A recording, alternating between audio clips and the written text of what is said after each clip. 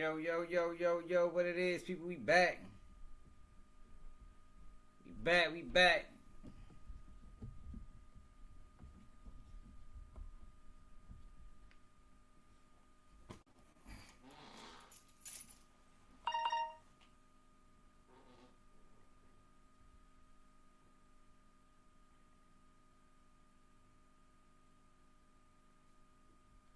Typical 11 o'clock slide.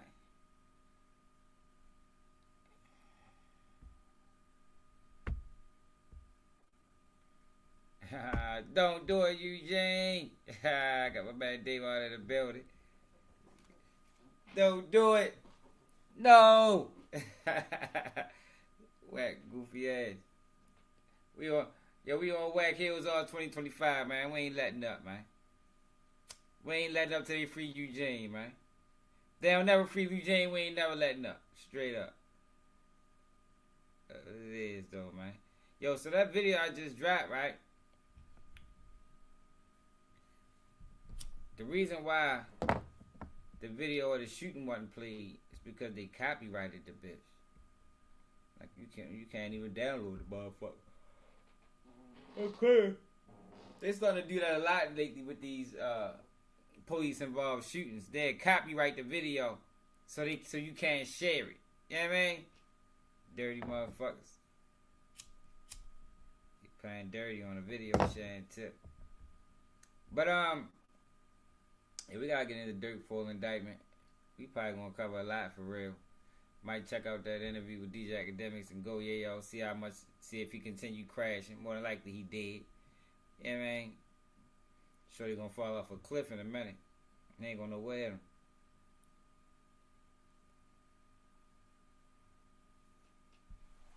He ain't gonna know where him. But there was a shooting at a Baltimore County lounge. Yeah, what was it? Yesterday.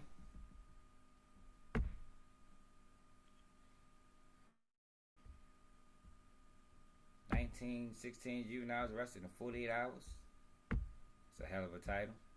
You can say that about anything.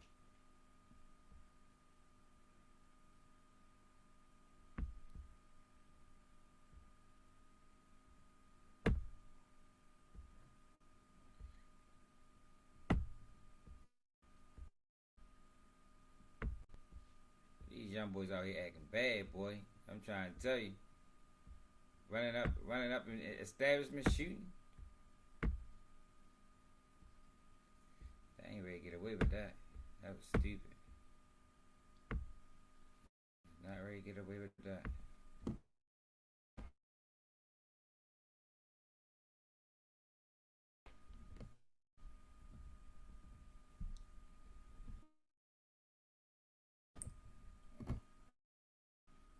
I think they're completely fine for going to prison for the rest of, well, they ain't fine. You know, we know they ain't fine for going to prison the rest of their life. But they think they is until they get caught. Then they be crying in the interrogation room and shit.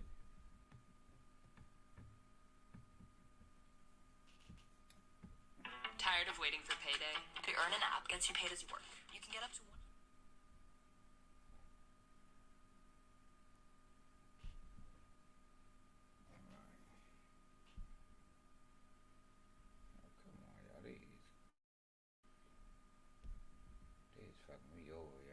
Big time.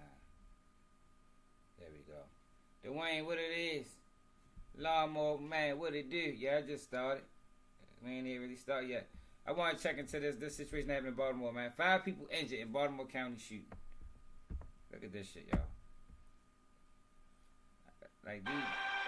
5 people are hurt following a mass shooting overnight in Woodlawn inside a hookah lounge at a strip mall across from Woodlawn High School. Fox 25's Rebecca Pryor is live in Woodlawn now with surveillance video you're seeing first on Fox. Rebecca, tell us about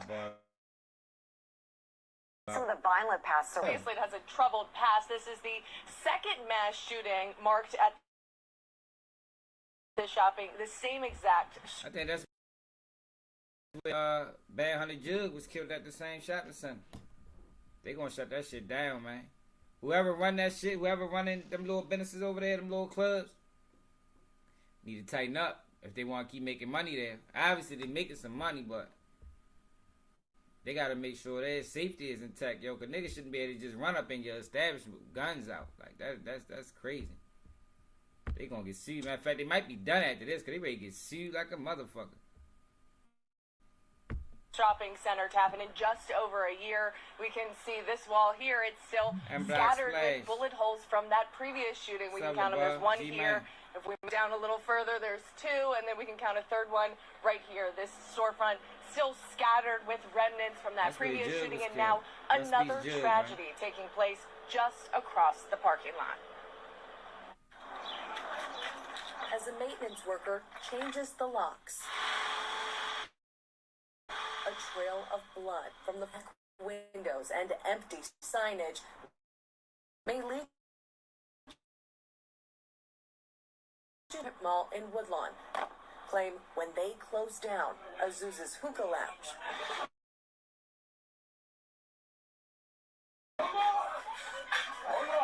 Is just. And then 11 o'clock you can't find a parking. On Thursday,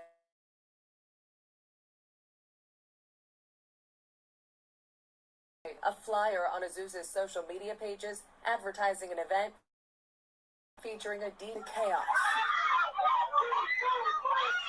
Around midnight, surveillance video obtained by Fox 45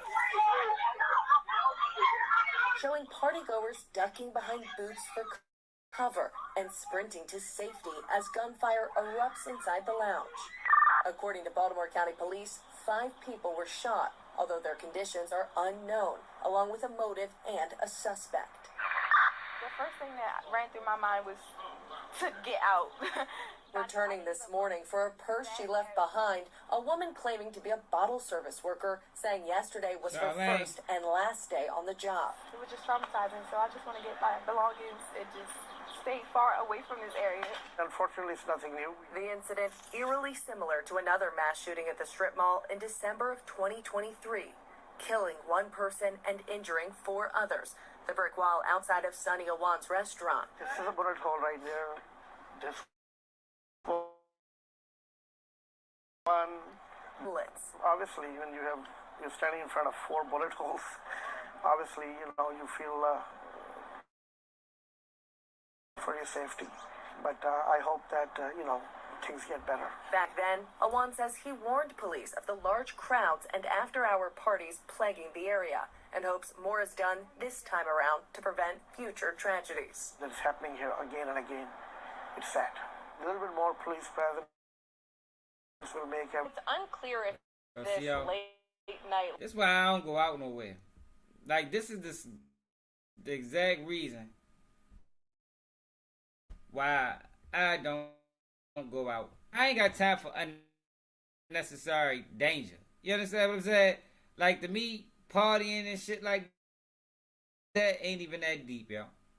If I gotta put myself in harm's way to have a good time, then fuck that. I can have a good time doing other shit. You hear me? I can have a good time hopping on YouTube talking to y'all for real, man. Like, this is ridiculous, yo. And whoever owned this lounge, fucking their own money up. Like, how you allow them boys to come in there with guns out? Like, why you running the after, because this is an after-hour lounge. You running an after-hour lounge, and you don't got security, bro.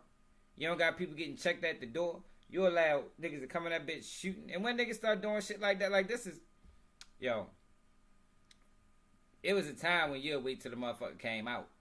Yeah, man, this shit right here, yo, because somebody known. It's like, these young boys that don't even want to get away with this shit. The lounge has a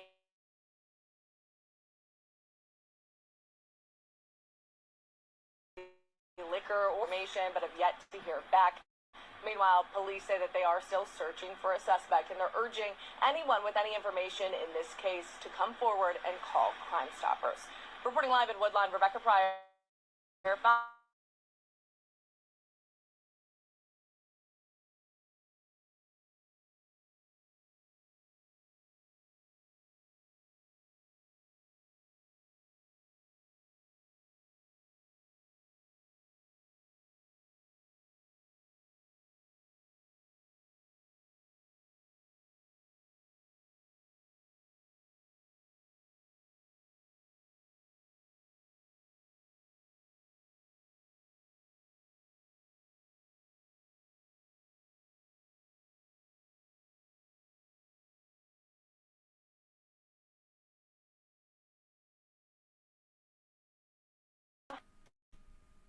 transmission connection or something. Close some of these tabs down.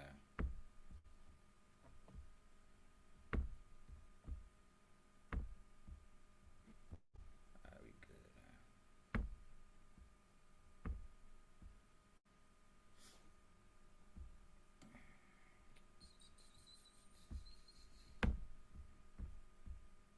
Yeah, but I just wanted to speak on that real quick, yo. That's crazy. He's out this bitch crashing out.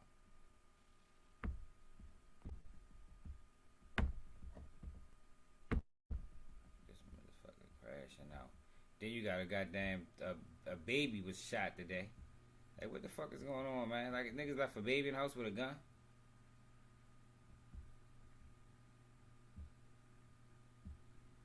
Niggas left a baby in the house with a strap.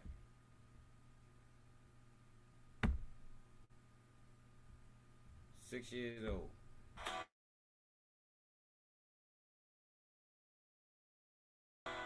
You might know Harbor.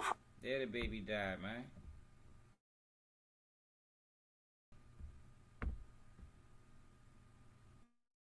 News tonight, a child was dead after a shooting inside a home in the Poppleton neighborhood in South. Officers arrived. There was a handgun.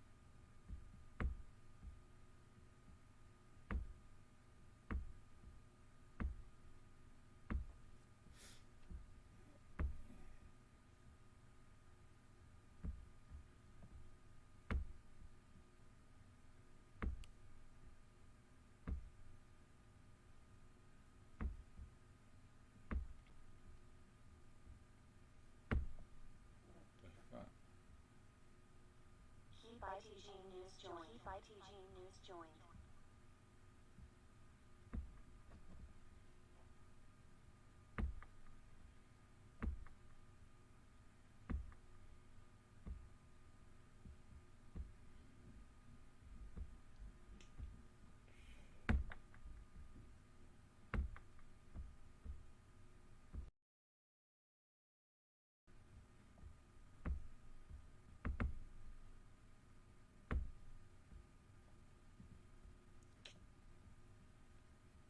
Fucked it up, y'all. Look like the camera is locked by another application. The fuck is my camera locked by another application? Zoom. Please choose. Let me see something.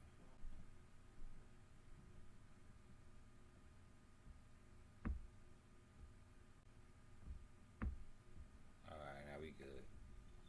That shit was geeking. Alright, so let me show you what I'm talking about.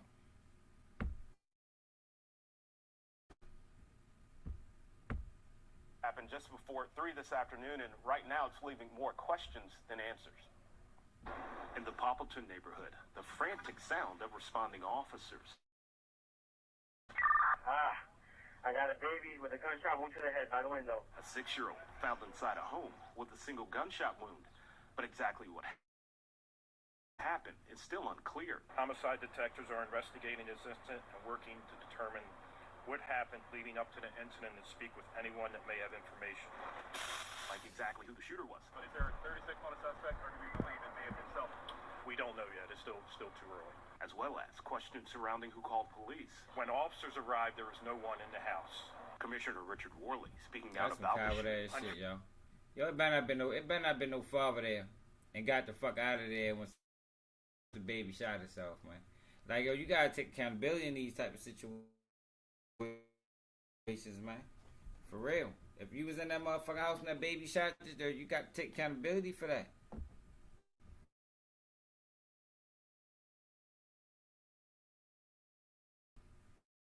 Guys, stand. I mean,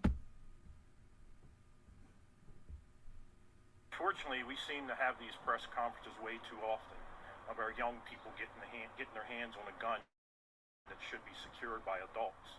This was Commissioner Worley back in January. Young lady got a hold of a weapon that was unsecure and shot herself.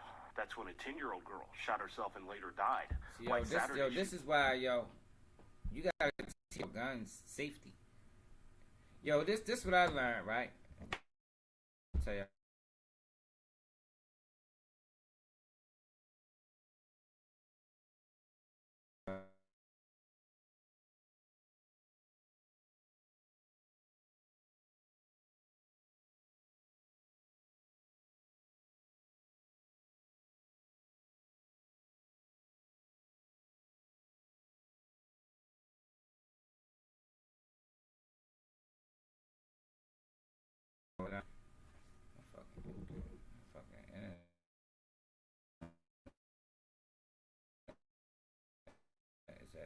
Never taught stupid.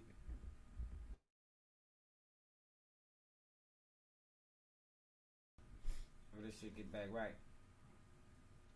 What I learned is, if you teach your kids about gun safety early on, y'all know, man. Shit acting stupid. Then when you teach the kids about gun safety early on, it takes the allure away from them. I think I've been teaching my kids about safety with firearms, since shit, I don't know how old my oldest boy was. Probably, fuck your age, 14 now. Probably since they was about 6, 7. You feel me? Probably since he was probably 7. My youngest might have been like 5.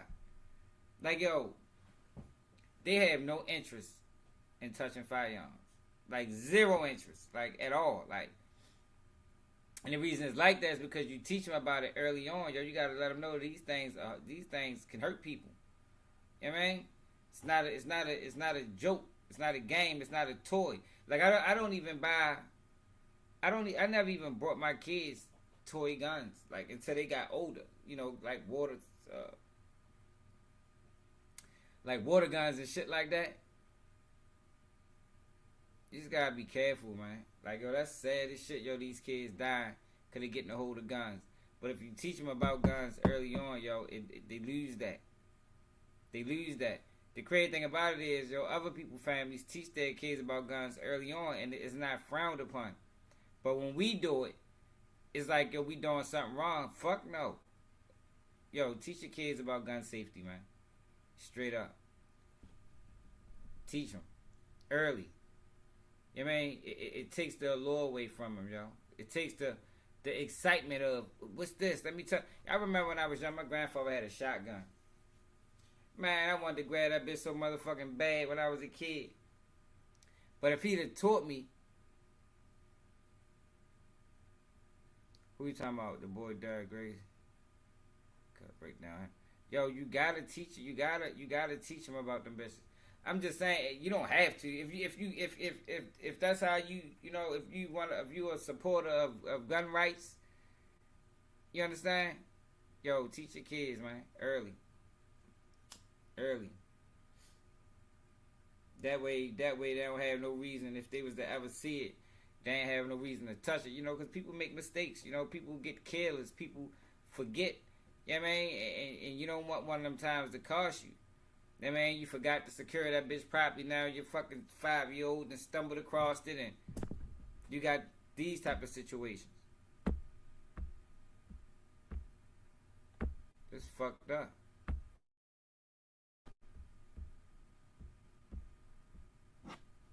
She too was inside the home alone when it happened. Baltimore police charging her grandmother, 51-year-old Alethea Mitchell, with a long list of gun-related charges, including the gun being stolen. Back at the scene of Saturday's shooting, while we don't know exactly what happened to the 6-year-old and if the gunshot was self-inflicted. What we do know is that we have a family and a community dealing with the death of another young person in our community.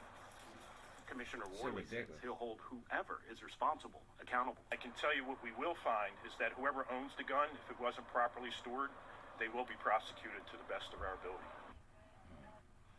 And Baltimore police are asking anyone with information to call Metro Crime Stoppers. Are they calling up? You ain't got to worry about that.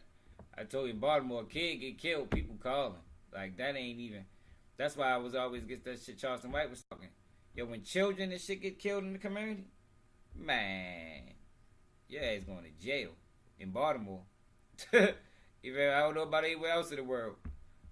Motherfucker let a whole lot of shit slide. But you kill a child in Baltimore, your ass is going to prison. So it's the video right here of the shooting.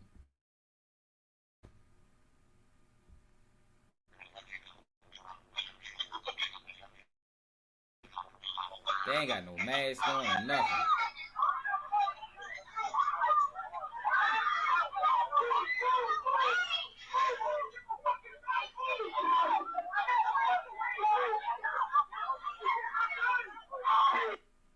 I wanna know what that boy did, yo, for them to come up in there shooting like that.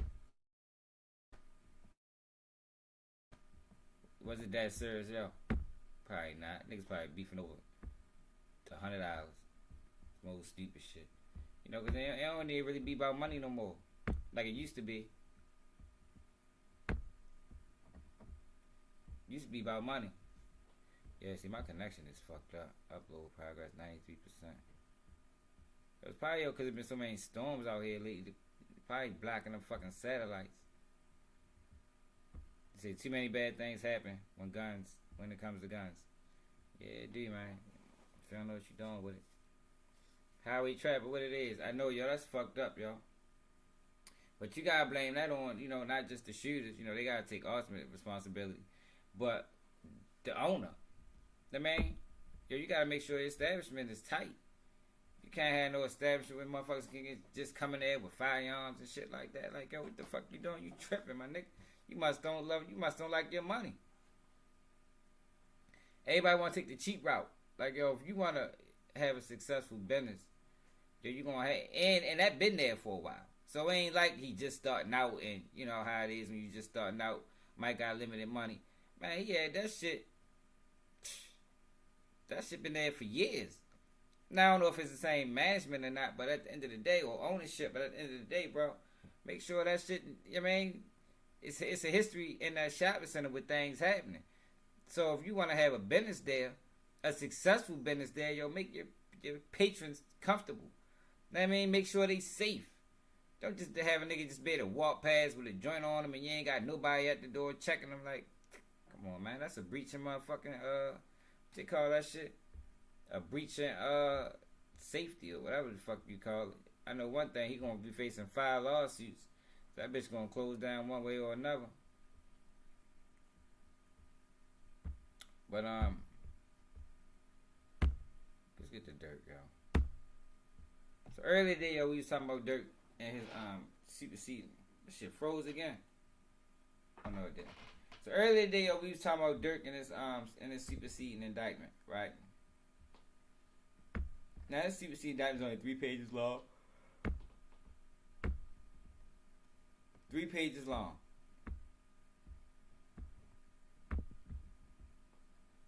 And people was like, yo, look, they hit Durk with new charges. Da-da-da-da-da. I'm like, man, hold up, yo. Y'all moving too fast. Y'all moving too fast, man.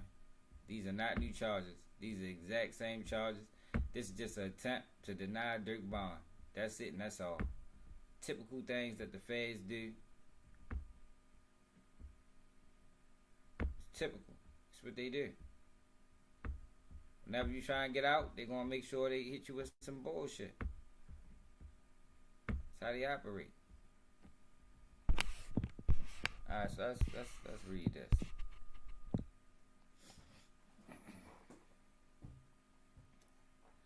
So it's a plaintiff of the United States, Biden through his counsel of record, the United States Attorney for the Central District of California and Assistant United States Attorney Ivan Yanelio, Gregory W. Staples, and Daniel H. Weiner, hereby files the supplement to his opposition to defendant's application seeking reconsideration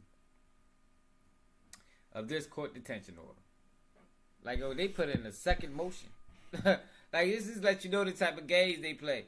Like, the first motion wasn't enough. They put in a second motion. No, fuck that. We ain't finished. we got more reasons why he should be denied bond.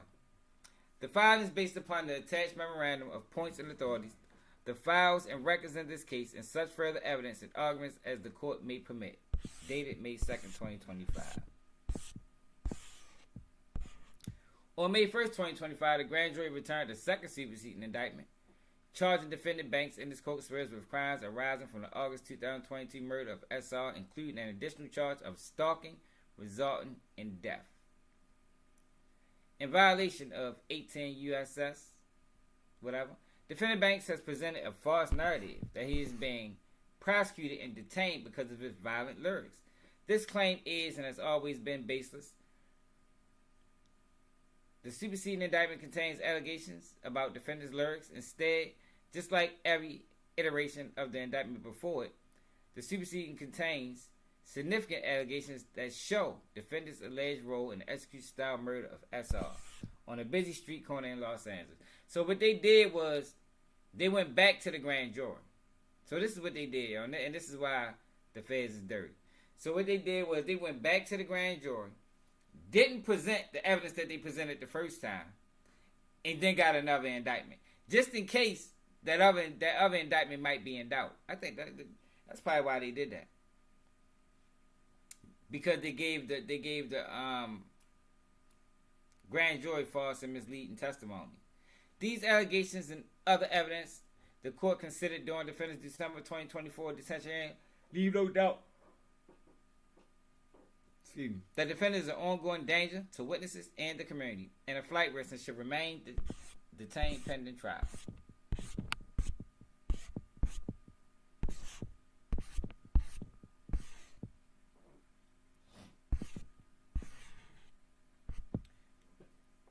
And then you find out, like we talked about earlier, that they took out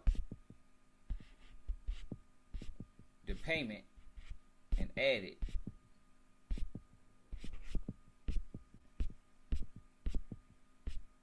like what I'm telling y'all is they already had enough evidence to charge him with this. Stalking resulting in death. Let's see, what constitutes stalking resulting in death? Let's find out.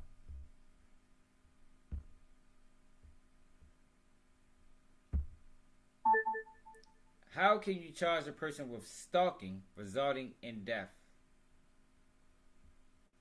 According to FindLaw.com, repeatedly sending unwanted texts, emails, letters, or gifts can be considered stalking. Making harassing phone calls, including repeated hang-ups, can also count. That's not what I'm looking for.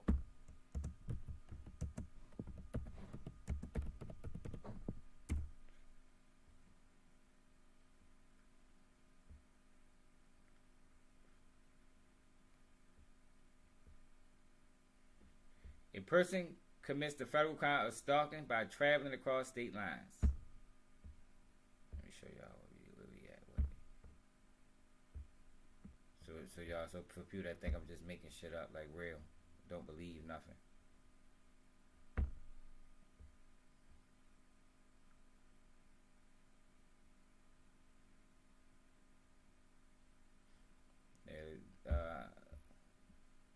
Loose cannon, Durk needs to stay the fuck away from loose cannon. Yeah, man, loose cannon is no good. I think they put loose cannon over there next to Durk on purpose. They stay the fuck away from that boy, man.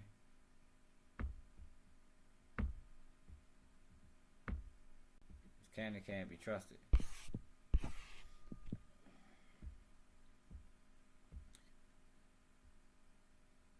Say yes, federal law criminalizes both acts of stalking and cyber stalking in order to violate federal as opposed to state anti-stalking laws. A person must either travel across state lines, internationally, or within U.S. territory, maritime jurisdiction, or tribal lands.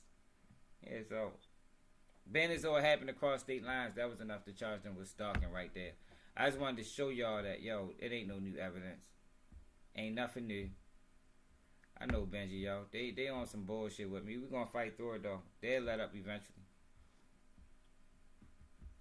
They'll let up eventually. Yeah, man. But that's all I wanted to show y'all with the Durk shit, y'all. Like I don't think Durk got more to worry about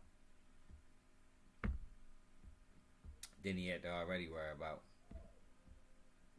But you know the feds like to indict all the way up until trial.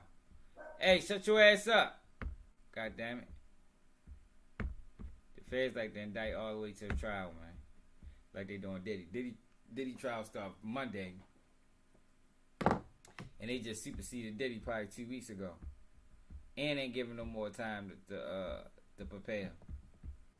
So they got a fight on his hands, man. Got a fight. Yeah, man. Don't give up. What the fuck I got on Instagram?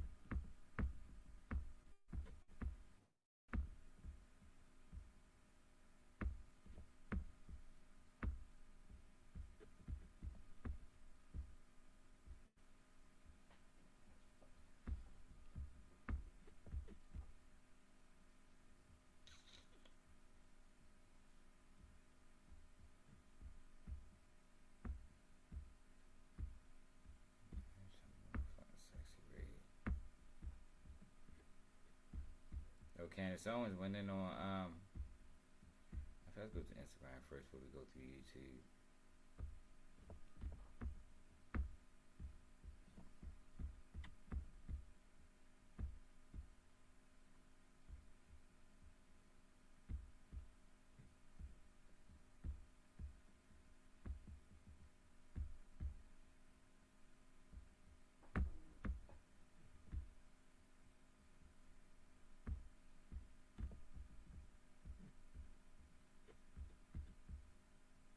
Around 10:30, 11:30 live.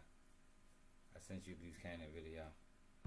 Alright, we're gonna check out. You sent it to me on Instagram? Yeah, yo, that's what you're gonna have to do, yo. Y'all got to tap in and see if we live at 11 because they ain't sending out notifications. Not like they supposed to. So Candace Owens went in on T.I., man. Said T.I. fake. A lot of these guys do this, though, y'all. I think Stephen A. Smith did this. A lot of these guys, right, be faking their political views. Like, if you notice, a lot of these guys was Democrats until they realized that publicly a lot of black people separated from the Democratic Party. Now they coming out like, shit, I'm a Republican. Like Stephen A. Smith talking about he was ashamed that he voted for Kamala Harris and all that dumbass shit. These are what you call turncoats. You know what I mean? These are the guys that's in the community that's in the way. Now, I don't know if T.I. is like this or not. But I'm saying, it is a lot of people like this. You know, they just play like NLE Chopper. NLE Chopper is a gopher. He go for anything. He plays to whatever narrative that's being pushed at the time. And you got a lot of these guys that do this. I call them sellouts. I don't think you can trust them. Anybody that can just turn coat whenever it's beneficial, yo, you can't trust them niggas, man. Because what might be beneficial to them might not necessarily be beneficial to the community. You know, and community is supposed to be override all that shit, but that's not the world we live in. Yo, we live in a world where everybody's worried about their self, and the kids are suffering because of it. If you want to be totally honest, when you see what's going on with these kids, and the reason they crashing out and doing the shit that they doing is because nobody is paying them any attention.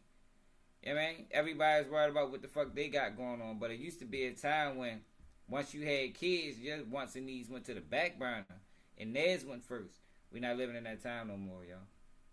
I will give you your credit, because I'm going to tell you one forum you were in that I liked. And I was like, you were holding your own. It was you and T.I. at the Revolt Summit. That ain't nothing you I haven't even finished the sentence. How am I making light of anything? With some bull. He is such a scam artist. You guys have no idea. Who, T.I.? Yeah, he's like, the whole thing's an act. Like, he is literally just a whole op. I have no respect for him because he's just a whole op. T.I. and I had whole conversations before we got on that stage, and he's basically conservative. Kanye put me in touch with T.I. We talked about stuff. He was like, yeah, I agree on Miss Obama. I just can't get behind Trump. But so y'all didn't seem to agree at all when you got on the camera. He turned, as soon as we got in front of cameras, it was a show. But you He's handled a it. fraud. You handled it well. Yeah, because I don't like frauds. I don't But think, when you- to be honest though, yo, I don't think Candace Owens lying. I really don't think Candace Owens lied, yo. I think she might be telling the 100% honest truth, yo. And I wouldn't be surprised. I don't be surprised about nothing these rap niggas do, for real. Prepared for it to flip like that? Mm-hmm. That was a good one. Yeah, he's I a thought fraud. you held your... I mean, it seemed a little performative. He was being very performative. Yeah. But I do like Killer Mike. Killer Mike's excellent. Behind the scenes, front of the scenes, same person. MAGA is different than being conservative. Would you agree to that? No. I think MAGA just gave a name to people that were tired of New York and LA deciding on how the rest of America lives. New York and LA got too loud, and then finally the rest of America said, you know, we've been here a very long time, and we're kind of tired of being caricatured by the rest of you. I don't watch Jason Lee, but that's a hell of an interview. You got DJ Academics talking about Kendrick. He can't stop talking about Kendrick. Like, this nigga's a fucking... What the fuck you call this nigga at this point?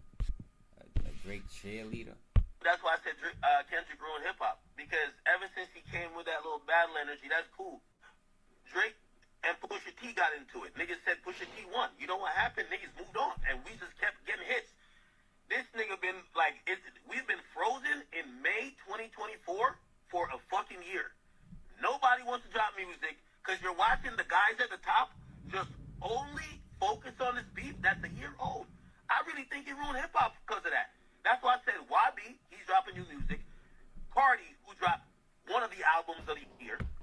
Yo, that Cardi shit is trash. Like, yo, you see how they be pushed? Yo, this is propaganda, yo. This is how they push narratives. You get DJ Academics who, I don't give a fuck about the numbers. That shit garbage. The fuck makes them... What makes Cardi album of the year other than the numbers? Like, are those numbers even real? You know they can manipulate numbers. And who the fuck riding around listening to Cardi? Like, yo, I never heard nobody pull up like, yo, this that new Cardi, yo, check it out. Like, oh, these are a whole bunch of kids and I don't know, with the emo guys. Like, what the fuck, nobody bumps Cardi. They're not the ones that move the culture. I mean, like, yo, since when with those the guys that move the culture? But that's how they trying to push it. They pushing the culture into sucker shit and fuck boys. You know what I mean? No, not Cardi B. Cardi B ain't dropped the album in 25 years, Trevor. We talking about Playboy Cardi. Had the album of the year. I like Mozzie album. Durk album hard too. You know what I mean? They're making music. Cardi dropped the album. But yeah. But here's the point I'm trying to say. When it comes to this nigga, Kendrick, how did he done Drake? Like, you're acting like you said it was a knockout. I said, listen, the most I'll give you, if we gonna use a boxing comparison, yo, these niggas are squabbling. I had Drake up on the scorecard. Facts. I had him up on. Yo, Drake didn't win a round. He didn't win a round, yo. Like, from start to fucking finish. Kendrick destroyed that man, yo. And why is it? See, that's why I think Drake is being paid. I mean, DJ Academics is being paid by Drake. Because at this point, bro, the whole world watched the man lose. DJ Academics is standing on the hill alone. I guess he's a good friend to have. I mean, well, I don't know if he's a friend. He might be something like a friend, being though he getting paid. Yeah, Mozzie album hard as shit. I fuck with Mozzie shit. But what I'm saying is, why is DJ Academics standing on this? Yo, you on the hill alone, bro. Nobody is around. You at the top of the mountain by yourself screaming Drake, and everybody like, yo, I ain't gonna lie, Academic Drake got slaughtered bad. You don't think Drake lost? Shit, man, Drake lost. What song did Drake put out that was better than Kendrick's? What song? Like, I don't think he put out now. I like Euphoria was hard. Not Like Us was hard. Shit, Trevor, you crazy, man. That man exposed that. He said, we don't want to hear you say nigga no more. Yo, he should know that boy, man. He should know that boy, Trevor. You tripping. Hey, yo, that was a classic line, yo. We don't want to hear you say nigga no more. And we don't. To be honest, I don't. Yo, because he ain't one of us, yo. That man grew up privileged. That man grew up, I mean, like, he ain't one of us. Listen to him talk. He talk like an outsider. Now, did I like Drake music before I knew the real Drake? Hell yeah. I was more mad at the industry. You know, the rappers that linked up with Drake, that gave him that power. You know, I was more mad at them, like the Futures and the ones that did features with him, to now turn their back on him and then call him out like Rick Ross. Like, damn, bro. Y'all knew this man was posing. Y'all knew he was posing. But since it was beneficial at the time, ain't nobody say nothing. Now, he dragging nuts. You feel me? He dragging nuts. He getting half a label. He getting 50% label. Hey, shut your ass up. Label deals. Y'all getting 10-15% of y'all, whatever the fuck y'all make. Now y'all mad at him. Man, hell no. Drake keep dragging nuts on them niggas. You feel me? That's how I really feel about the rappers. Now, the back and forth beef, man, Kendrick slaughtered that boy, man. That shit was blood everywhere. Blood, guts everywhere. Like, this shit looked like a massacre. Looked like O.J. Simpson trial. Like, yo, he did that boy dirty, man. I don't even think I mean... On the scorecard, he's giving that nigga, that's why I said Kendrick ruined hip-hop. Because But for him to say Kendrick ruined hip-hop, like, god damn, academic, that's a fucking leap. He ruined hip-hop? Because Drake took a fall, he ruined hip-hop. I don't even think Drake is hip-hop. Drake more like pop. I mean, like, Drake not hip-hop. What makes Drake hip-hop? Drake used hip-hop. Similar to what, well, I can't put him on that level. I was ready to say, the congratulations, nigga. But I can't put him on that level. You used the shit out niggas. What's that boy name, yo? The white boy, yo, that did the White Iverson. He used the shit out niggas. Somebody need to beat yo up. Yo used niggas, got up and then put on Wrangler jeans. I was like, oh, you dirty bitch. Yo, trick this shit out, niggas, talk about White Iverson. Nigga, ain't nothing Iverson about you. Nigga, you was always a Wrangler jean, cowboy, hat wearing, horseback riding motherfucker. And we gotta stop allowing people to do that to us, man. It's happening too often. Boxing on some Floyd shit. But I ain't gonna cap with you. The reality, I'll say when Not Like Us dropped, that was like a rip shot. Like Drake took a stand and ate. Worth two. Yeah. But no knockout, nigga. So then what's the argument though? That's my question. What's the argument if he got knocked out? He got knocked out. Even in Hard Part 6, he's almost admitting that he got knocked out. He's bowing out in the fight. He's throwing the white flag. Yo, he had to take you to the streets. Nigga shooting up his crib. What are you talking about? Outboxing on some Floyd shit. But I ain't gonna cap with you. The reality, I'll say when Not Like Us dropped, that was like a rip shot. Like Drake took a stand and ate. Worth two. Yeah. No knockout, nigga. So then what? Shit definitely was a knockout. He was already reeling after the first couple songs. Yo, cut it out.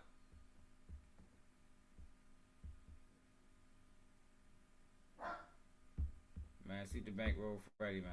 Bankroll probably one of the realest niggas I met in the industry. For real? Yeah, yo really, he treat like, we locked in and yo really treat it like a real relationship. Like it ain't just for money or social media and shit like that. Yo really fuck with me. Like, yo used to check on me and all that type shit. Really fuck with you. Bankroll probably one of the realest niggas I met in the industry. For real? Yeah. What's it called? Fuck Shorty Davis from Baltimore. I can't even remember Shorty's name. God damn it. Man, shoot the Bankroll Freddy, man. I like Bankroll Freddy. Bankroll Freddy do seem like he was authentic. But you know that's what they do, yo. They get the authentic guys out the way fast. You know what I mean? Those guys gotta get out the way. You gotta bring NBA young boy in. Hey man, you gotta get the authentic guys out the way. Big room for big room for YB. Oh, you say you sent me that what's the calm shit? Let me go back to Instagram.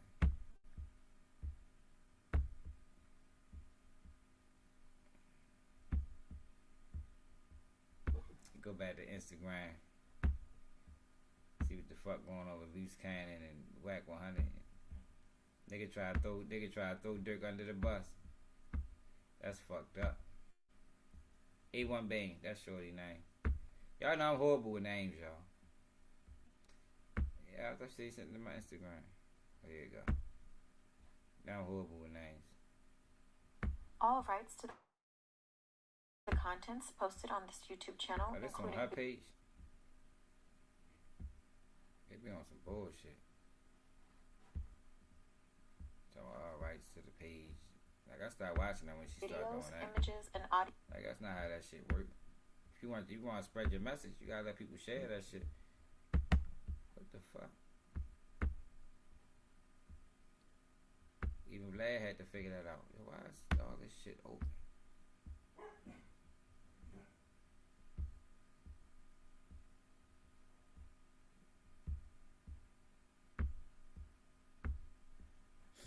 Even Vlad had to figure that out.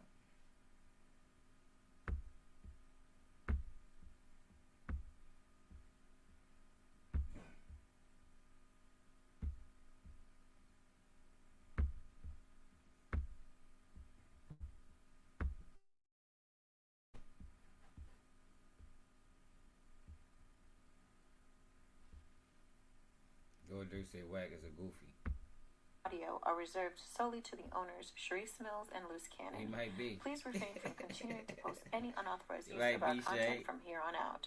Please reach out to cutthecontent@gmail.com for authorization rights to any of our posted I know damn sure with all the lies and stuff like that they coming out with, talking about the people and all that, like they can't find out one statement with me, right? And second of all, hey, yo, what the fuck, Luce? What are you talking about, bro? Like, you made hella statements. Like, Luce Cannon still stupid. Yo, Luce Cannon might need to go in that bitch and get in the law library, you know, read some motherfucking Donald Goins books or something. Because, yo, you made hella statements all over the internet. It's statements after statements. Like, we can pick one. Like, Luce Cannon made unlimited statements. Or Big U. Like, what does he talk about? He ain't made no motherfucking statements. Nigga, all that shit gonna be used against Big U in court. Dumbass, nigga. Another thing is, he gets mad because I asked him about CS2 back, right? Third thing is, I'd be mad if somebody got a bigger light than you, more poppin' name, more bitches on the street. Hey, baby. So, wife? Not much. Just getting my day started. How you doing? I'm doing good. Yeah. What's See, going on? Wag really can't expose him because he exposed himself. Because they both working. You know what I mean? Like, he'll say what they say about Loose Cannon, but he can't go too hard on Loose Cannon because he'll be exposed. And here, the CEOs is all on the radio. Everybody is talking about what's going out there. Like, I mean, talking about what's going on out there. Man, it's crazy. I'm gonna tell you that much. It's a lot going on out That shit here. on no fucking radio, nigga. Man, I just, it's like we're living in a real life soap opera. Yeah, me and Durk were just talking, and we was like, we talked for about an hour this morning, and he was like, Yo, why the fuck? Durk need to punch him in his mouth, yo. Yo, stop name dropping me in these fucking on your statements. Stop name dropping Durk. Somebody, man, Durk might need to check in. if Durk ain't gonna put the knife in him, Durk need to check in. Get the fuck away from Loose Cannon, man. Get the fuck away from Loose Cannon. Tell him this nigga's an enemy. I want to get away. He got and that what Cave Vaughn did. He might got pull a Cave Vaughn move, yo. Tell him he around. They got a problem with gay guys or something. They people say you can do that in Chicago and get away with it. Yo, Dirty need to fuck away from Loose Cannon, yo. Stop talking to this nigga, man. It's bad news. You got motor lips. how you and your queen is a package deal. That's how me and my queen is. And we were just talking about bubble butt. How, everybody gonna friend you. Like, why you call that man a bubble butt? Mac, Oh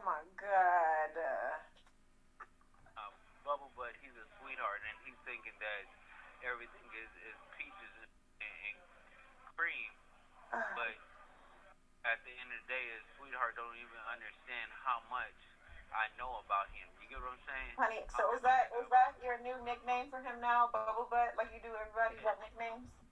Yeah, that's his nickname. He like his Okay. Shut up. You Okay. in the air? Honey, that's not nice. That's not nice. At the end of the day, it's like we have to stop because once I release these calls, text messages, I don't think he will like it too much. Honey, what is wrong with you? No, because it's like, don't try to play because he's talking about buying a Toyota Camry, getting his daughter a Audi, but she the one holding him down. Oh my God. Yeah, didn't he get the fuck away from him? Put it in her name because his credit is fucked up. Cannon. So, listen, I'm just gonna peel back layers by layers by layers. You know what I'm saying? This call is from a federal prison. I'm the career. Well, listen. Everybody, listen. All the stuff that he talks about and all this other things he do. He's a snake. When he see me, he have to stand on it. Yo, see, I don't respect this, bro. Like, yo, you allowed that man to get you on these platforms, get you talking about Big U. You should have known he was a snake back then. Like, yo, it took you to now. They disrespected your girl. They know Wack 100 is a fucking snake. Wack 100 one of the dirtiest niggas on the internet. He will go above and beyond to take you down, man. Look what he did to Big U, man. That shit he did to Big U was diabolical, y'all. When all Big U wanted to do was break his jaw, man. Like, yo, you ain't had to send that man to prison, y'all. You ain't had to air out that man business all over social media knowing the feds was listening. Like, come on, Wack. That shit was bogus. And these can't participated. So I can't respect nothing that he's saying. Because, nigga, you, what the fuck, you just as bad.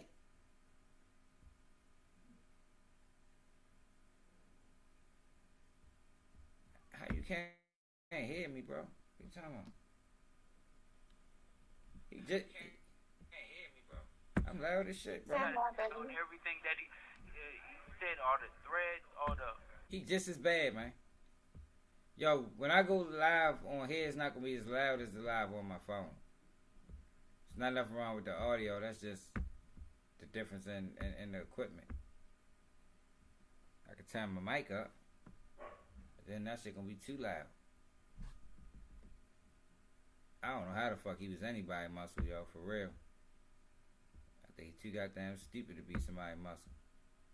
I'm not watching that shit no more.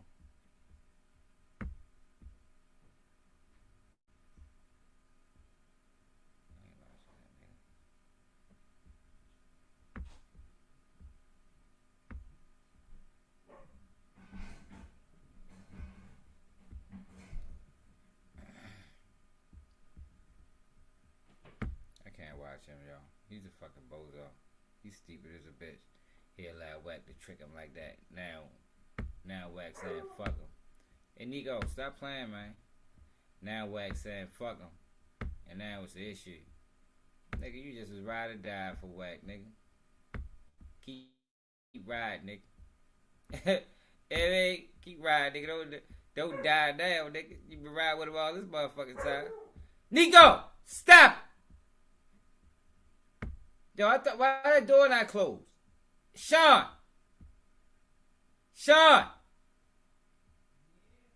Yo, close that door for me.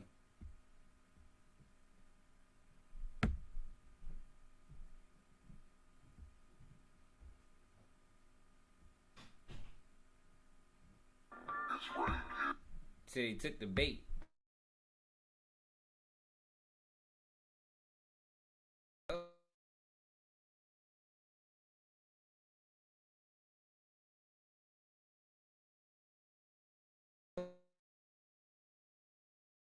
Oh shit! So Wack 100 is admitting he's a federal informant. What's the bait? Was the bait on Big U? Like, you gotta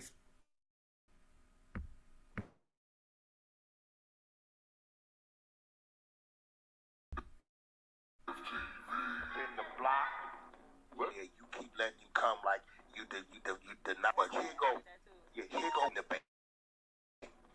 They gonna stay.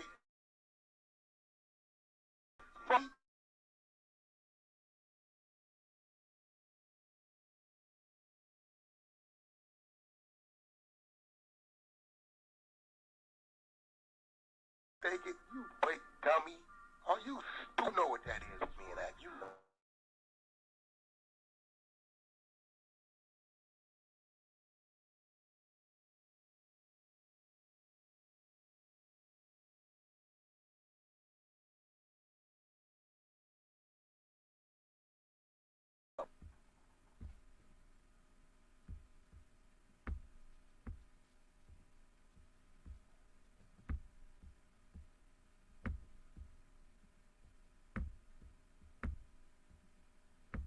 I don't know how Loose Cannon was a muscle.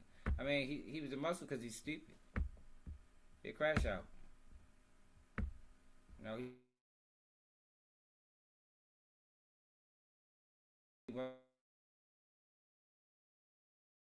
who, him right there?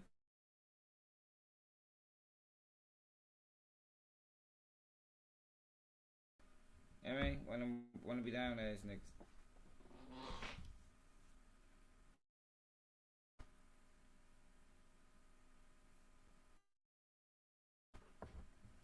Right, you dummy. You really taking the bait? I want you up there.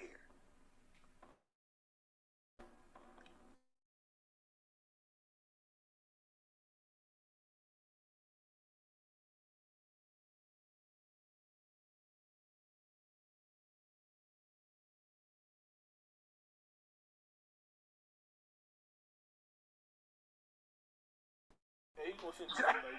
He gonna send you some diapers. He acts so funny. He's so busy. Like, yeah, he gotta send them diapers. He coming through. He gonna come through with that.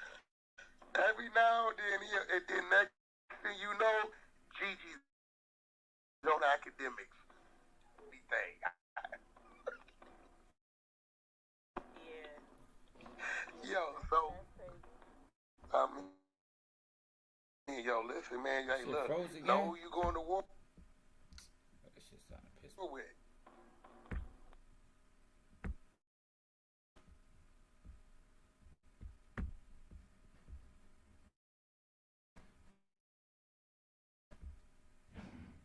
Moves again. I ain't been on their ass in a minute. I ain't been hitting them because I ain't got time for these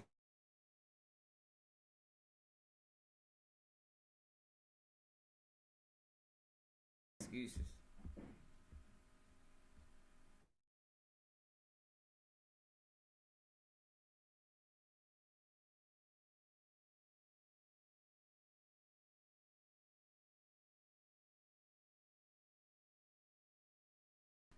This dumbass shit. Is we back? Alright, we got good now. Shit acting fucking stupid. Upload progress on 85.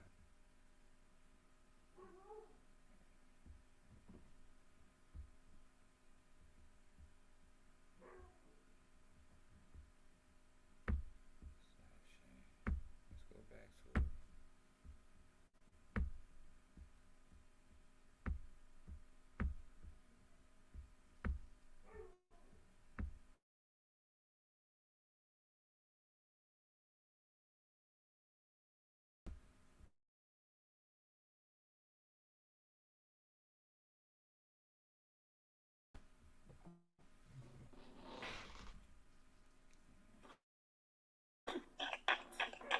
No, y'all crazy. He gotta send them diapers. He coming through. He gonna come through with that. Every now and then next thing you know, Gigi's on academics. Gigi, how you get on here? Where's Wack at? I don't.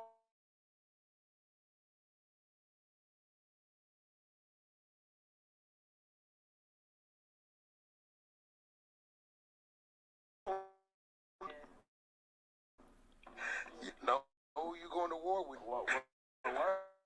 why she even want to go to war? That shit she sound crazy. Yo, he ain't brainwashed to think you know who he is respectfully? You know who he is, he?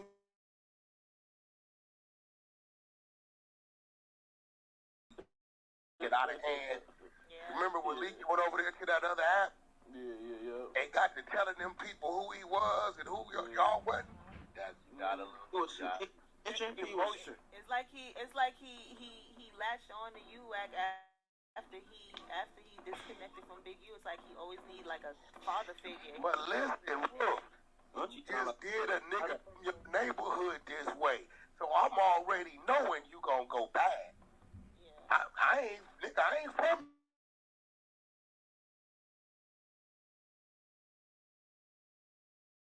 your neighborhood. I'm from the other side of the street. I know you gonna go bad, but okay. Look at your phone, bro. Here's a microphone. Here's a camera. Yeah, I see. Cause at first I was like, wait, what's happening? 2800. What it How do? is this?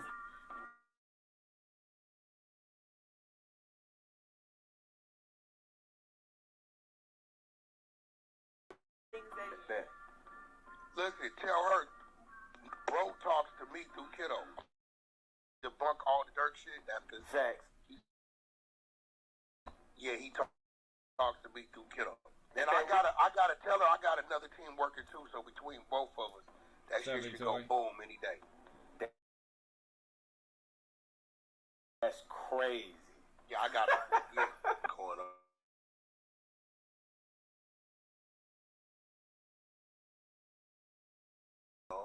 Hey, listen, I ain't gonna never be enemy. I might. Nah. Get the fuck out of here. Nigga, you can't trust this nigga. This nigga, it's a thin line between love and hate. You fuck around with love, he ain't gonna treat you like an enemy. Nigga, you love Big U, you locked his ass up. Big U hit with 20,000 wiretap, caused evidence. What's this?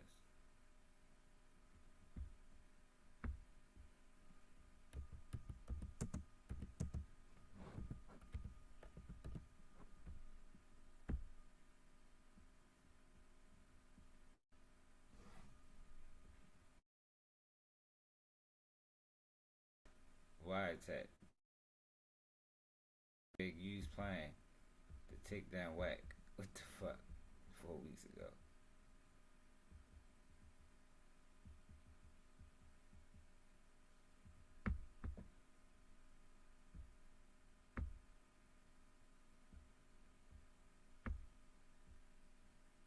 See what every politician talking about. That's one of the only niggas I really watch for real. He helped me to watch all them other niggas. I ain't gonna lie, y'all.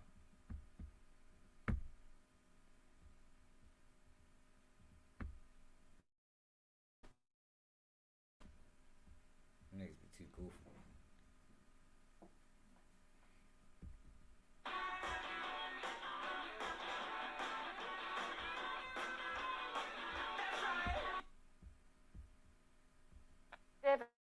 An alleged LA gang leader, Eugene Henley Jr., is heading to trial. He was named in a 43-county federal indictment, and he pleaded not guilty during his arraignment. Prosecutors accuse Henley of running a criminal enterprise involving murder, human trafficking, robbery, and extortion. They also say Henley, known as Big U, has ties to the notorious Rollin' 60s neighborhood Crips street gang.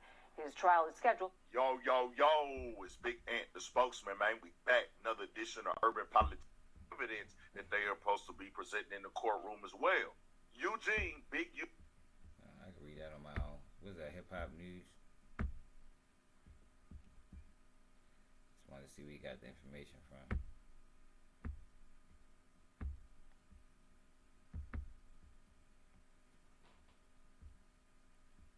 Yeah, what the fuck, y'all? My internet is acting real wild today.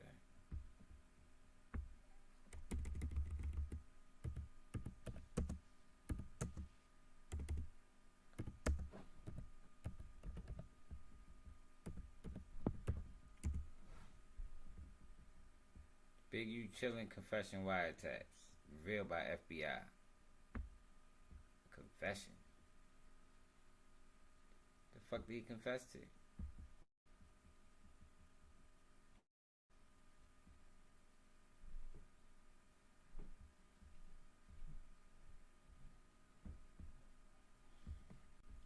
Hold up, bro.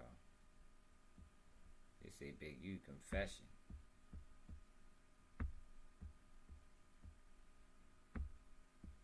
Big U too old to be talking on phones.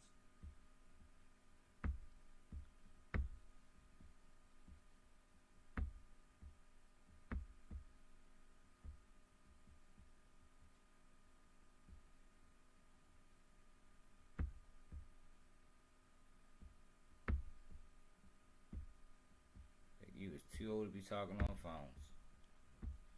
Say federal prosecutors revealed damning wiretap recordings of Big U phone conversations. In one intercepted call from 2023, Big U bluntly stated, "Can't no nigga beef with me. No beef with me, niggas, cause if he do, I'ma kill him. Period. I'm going to murder him." We already seen that. It's old. Is this an old article? But this article is... Yeah, that's an old article. Hold up, we gotta go back.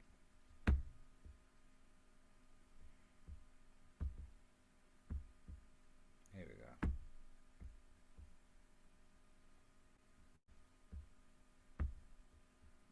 We already read that one.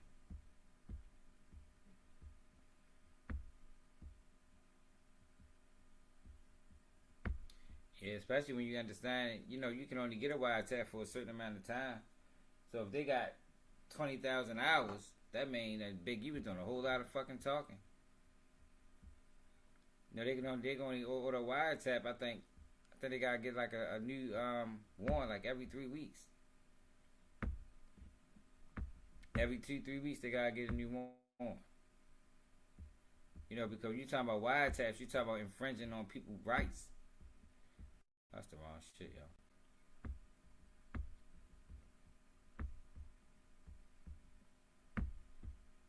So, a judge got to keep signing off on that.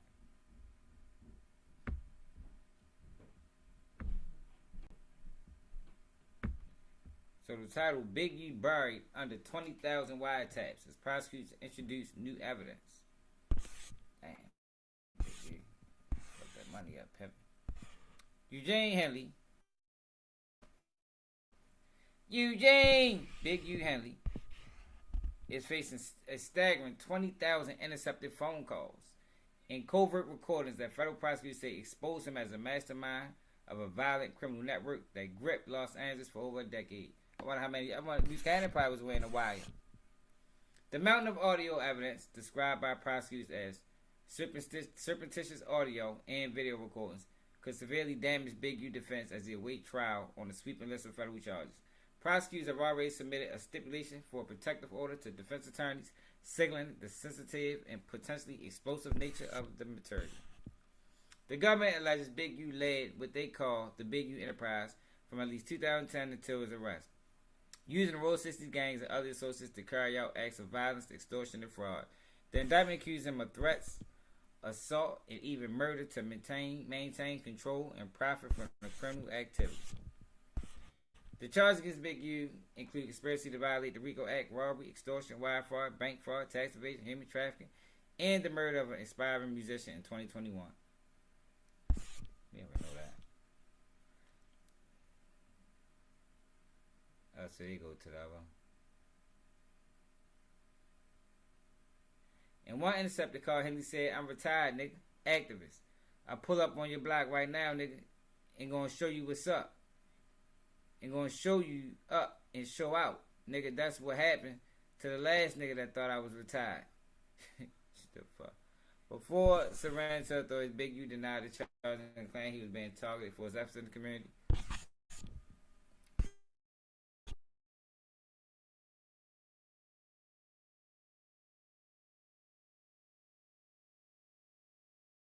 Goddamn, Big U. That security guard, Big U thought this was a motherfucking mob movie.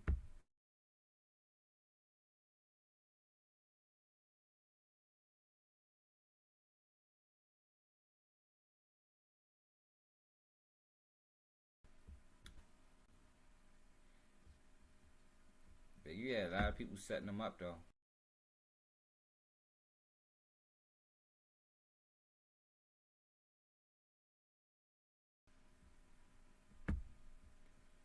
A lot of people was setting them up. I think we alright now, yo. I don't know what the fuck was going on with the app.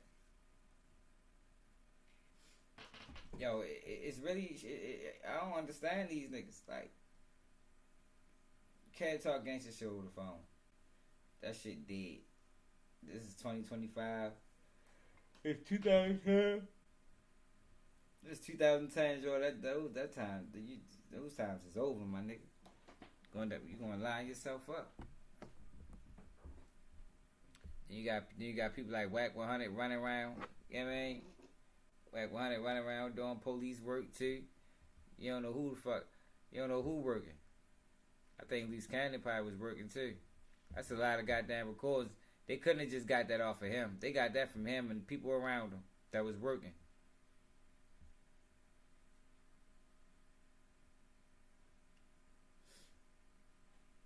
Yeah, for real. You know, most people be thinking that, you know, they can't possibly be listening to me. Like, nigga, shit. Yeah, the fuck they can. Nigga, they might be listening to you, me, him, her. You feel me? They might be listening to every motherfucking body. Nigga better watch your mouth, nigga. Or that bitch talking about criminal activity. Niggas is crazy.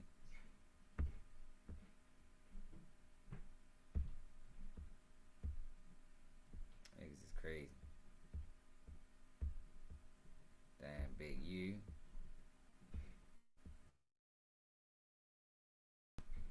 I think they gonna mark Eugene up, man. This might be last to Eugene. I know what price.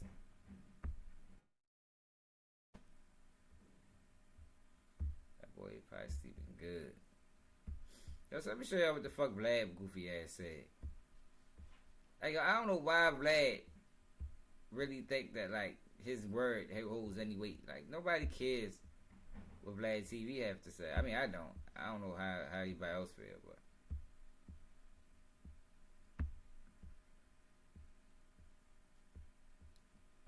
so Vlad TV decides to post that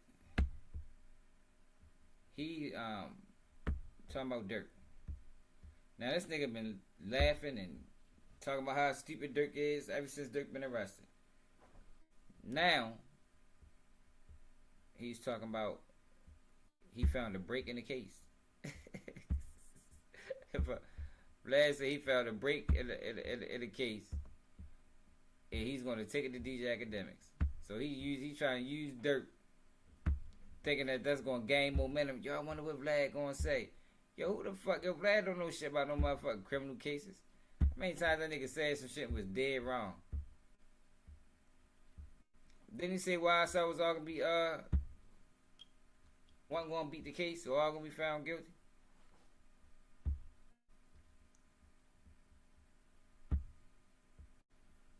They was all going to get an exuberant amount of years.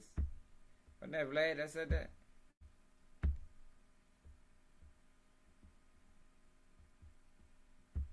So look at this. I just went through Lil Durk's paperwork and found something very interesting in his superseding indictment. This might be the key to him getting a favorable plea deal or even getting his case dropped. I'll be discussing it in my new interview with Academics. Like, nigga, shut up, nigga. Dumbass nigga. She talking about. Everybody trying nothing that bad guy say, yo. Goddamn Jack Boy restaurant was shot up in Oakland. It's hard to build this shit. So many fucking late nights, early mornings for this punk ass shit right here. Coward ass, bitch ass shit right here. Thank you so fucking much, Oakland. Worked so fucking hard to build this shit. That's fucked up, yo. Why they shoot the motherfucking establishment up, man? Niggas filed for that. Because niggas ain't got no integrity, yo. Integrity is lost in today's society, yo. Like, you gonna shoot up that's probably the only black business around that bitch.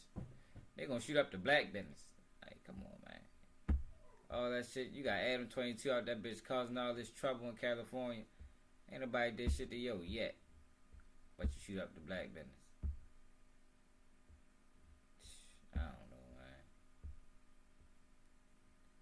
I don't fucking know. This is wild. See the fuck going on the internet.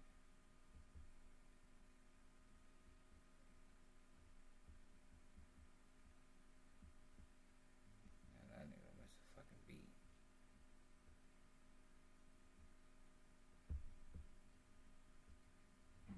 What did this 607 Uncle say about Charleston White, yo? I want to see that shit.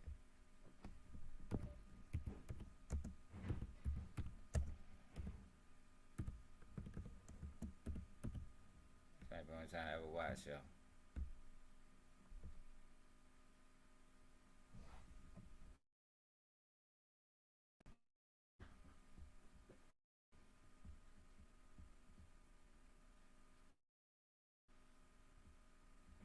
What platform is this?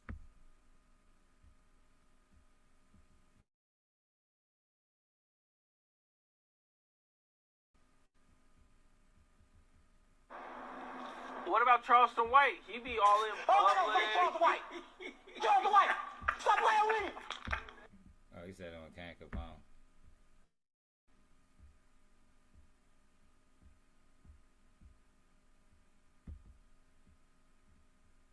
I just want to see what he said, because Charleston White said he want to fight him when he see him. I just want to know what he said that was so bad.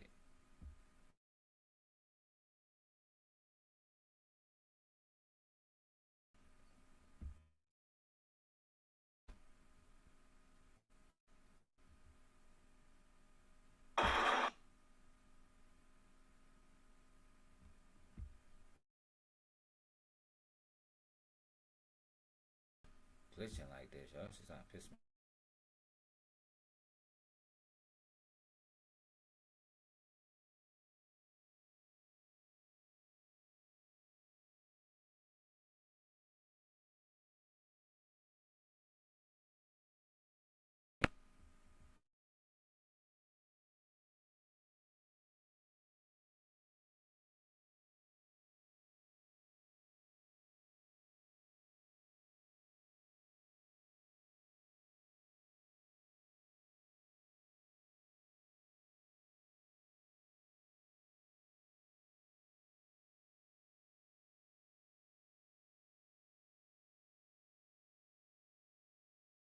Be trolling, bro.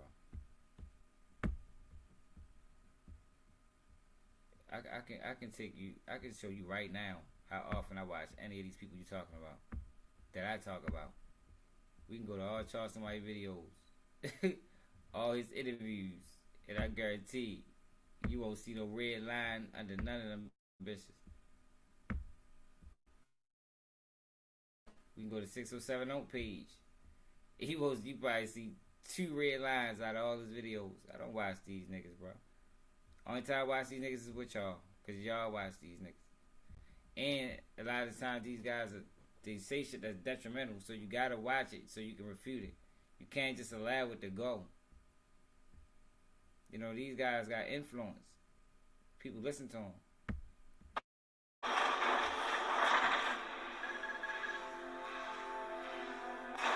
A lot of people are saying that Eric Holder would have to cooperate for any charges to be filed against Big U. And some people even think that Eric Holder might even lie just to get out of jail. Everybody gonna lie to get out. What? Yo, why is this shit acting like this, yo? Hold on, man.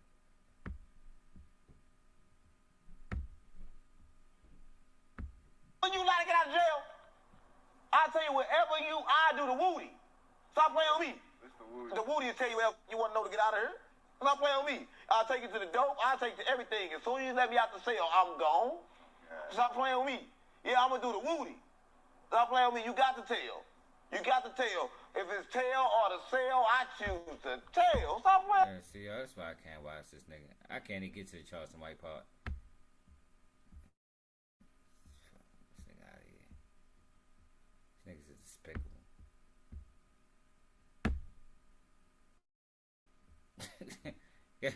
Guess we ain't gonna see what he said about Charleston White, y'all. Because we can find him. a shorter version. Hey, look, let's go to 607 page since this nigga think I watches them. See how many videos I actually watched of 607 on.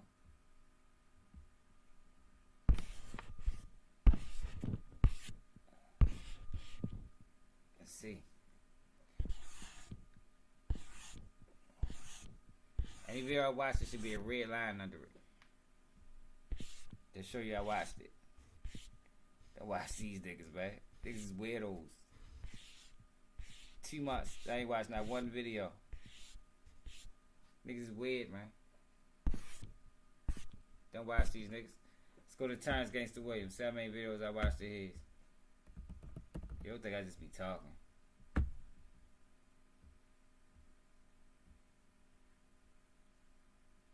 Let's go to his videos. See how many I watched. None.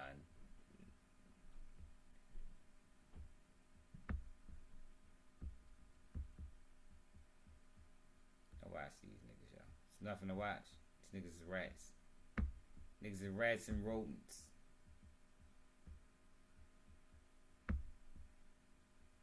Rats and fucking rodents.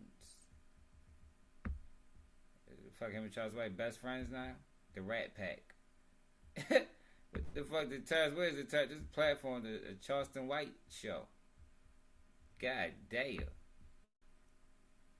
Yo, turn your shit to the Charleston White show. Look, I watched this 2 months ago. Terrence sends a message to Big Meech.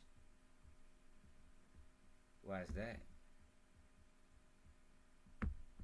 I watched this one 3 months ago. So that's 2 videos in 3 months. Just to see what the rats was talking about.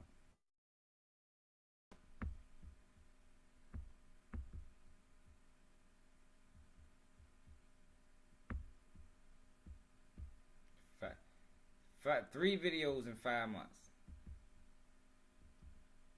That's it. I know I ain't watched no more than 5 videos of his.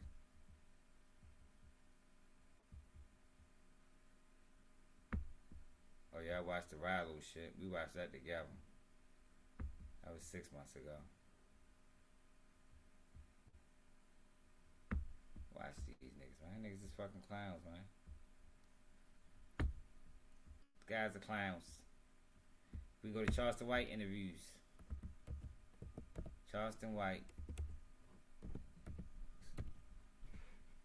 interview. Didn't watch that. Didn't watch that. Didn't watch that. Didn't watch that. Like, these niggas is clowns. It's nothing to really watch. Unless you just want to watch the circus. You niggas is fucking circus animals. Out the bitch putting on performances. This nigga on this bitch talking about ratting and shit.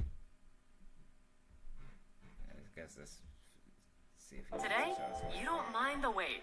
You've got the all-new Caesars Palace online casino. Well, yeah. You gotta be like Durk Daddy.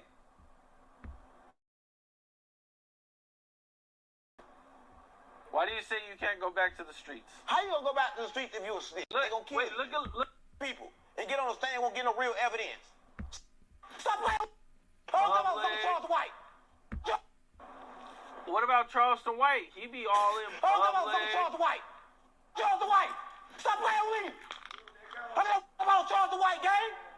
The f*** you talking about Charleston White for? You gotta go get like some nuts. No. Charleston White, gang. Missed. No, I'm serious as shit. I'm just saying, gang. Yeah, they gonna get online and he talk about all this stuff about me, right? What he talk about you? What he say about you? I want to Charleston White. That a lot of people don't know. Oh shit, this he constipated. Oh, diabolical. He got a lot of shit up there. I need to knock it out. Yeah, this is clown behavior, yo. Yo said he wanted to fuck the man.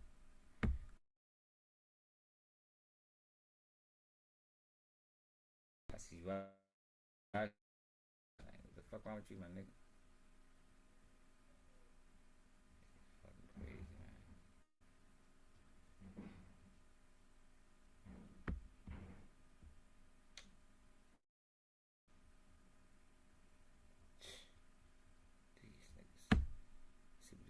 boy said. Anton Daniels.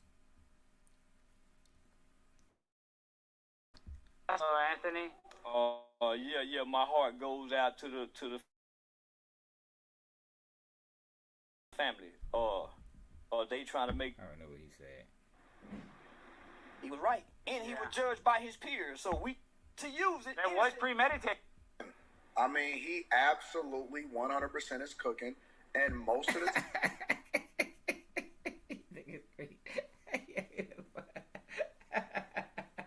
Yeah, I knew you was gonna say something stupid.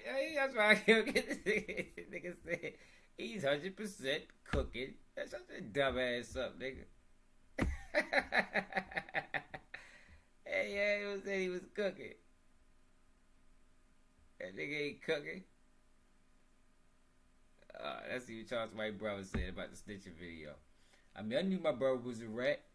You know, I support him for a bit but our mother taught us the rat. You know what I mean? And she was. We ain't had a mother. We ain't had a type parent that told you mind your business. Our parents told us to tell everything. You know, we was teaching pets growing up. I don't know how the fuck we made it to prison.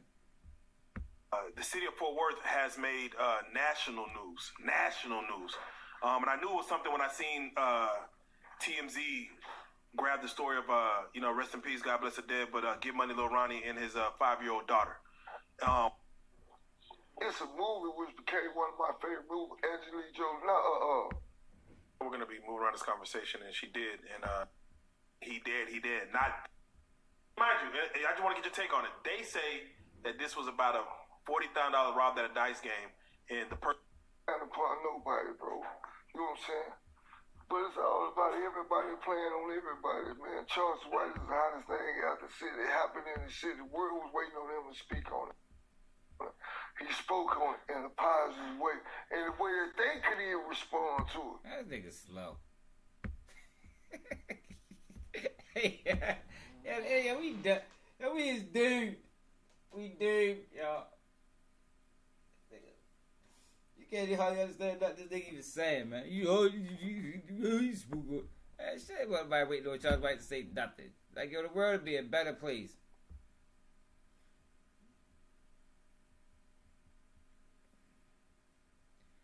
The world would be a better place without Charles White speaking on any motherfucking thing. If you want to be totally honest, nobody waiting for his ass to speak. Niggas waiting for him to speak. They say fuck the baby. That's what niggas is waiting on. Niggas waiting on Charles White to say fuck the baby. Man, fuck no, man. No, he gonna say something stupid because he chasing clout. He always gonna say something stupid. I mean, that shit never fails. It never fails when you deal with somebody like Charles White. He's gonna say something outlandish. More than likely, he don't even mean it. He's just saying it just for fucking for clicks and views. I don't know, y'all. I think the black community's in a tight spot dealing with all these fuck boys.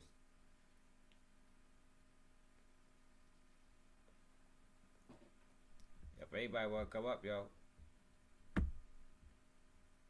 Copy the lake. Yeah, man.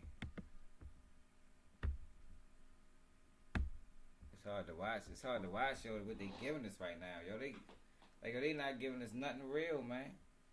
Real Vanguard, you right, yo. All of them crazy. They ain't giving us nothing real, yo. You gotta like go to a whole new sector of YouTube to really get a real perspective or just a real person in general. Like they giving us all clowns and shit, man. Shit is crazy, man. Whole bunch of characters. Whole bunch of exploitation. You know what I'm saying? Whole bunch of people that's just trying to monetize. They ain't really got no real message.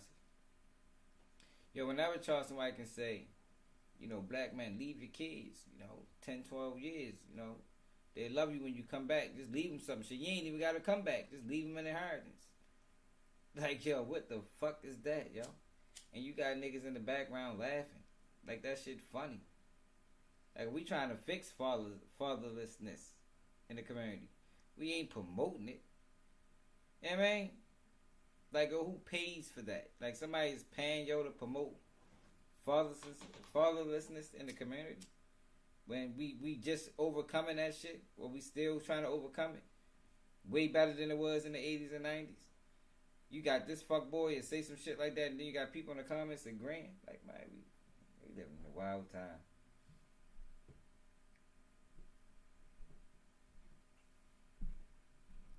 Living in a wild time, y'all. Shit crazy.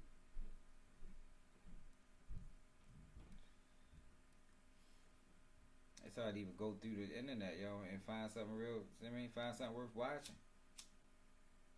It's all clankery and fuckery. And you don't know who federal agents. You don't know who work with the police. I think all them niggas working. Diddy went to court. Diddy, Long Crime just did a video on Diddy. Let's check it out. Cause I ain't even checked on Diddy lately. I know his trial start Monday.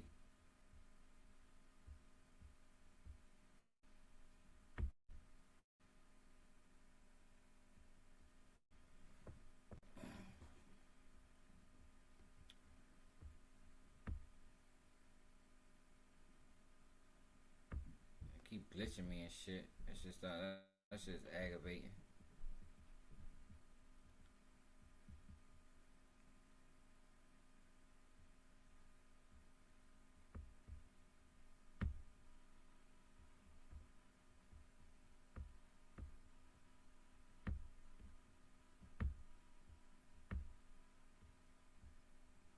It's time to take a spin on the new Fanatics Casino app. Get 500 free spins on Cash Eruption when you wait. Give the latest from federal court in the Sean Combs criminal case. Status of jury selection, what Diddy's going to be wearing, violation of a gag order, rejecting a plea offer. It's time to bring in our Law and Crime reporter who is in the courtroom to give us the very latest. Welcome to Sidebar, presented by Law and Crime. I'm Jesse Weber.